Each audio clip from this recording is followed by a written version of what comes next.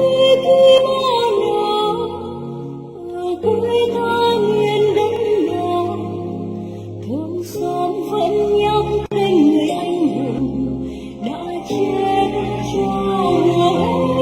Khi bao giờ đời sau vẫn còn nhắc nhở sông núi đất nước ơn người anh hùng đã chết cho đời sau.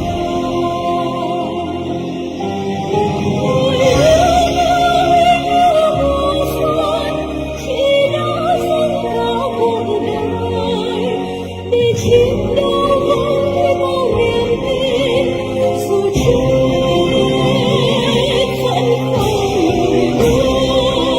Chỉ số đã hy sinh rồi, giọng hát vẫn như cơn vang rồi vào trái tim những người đang sống.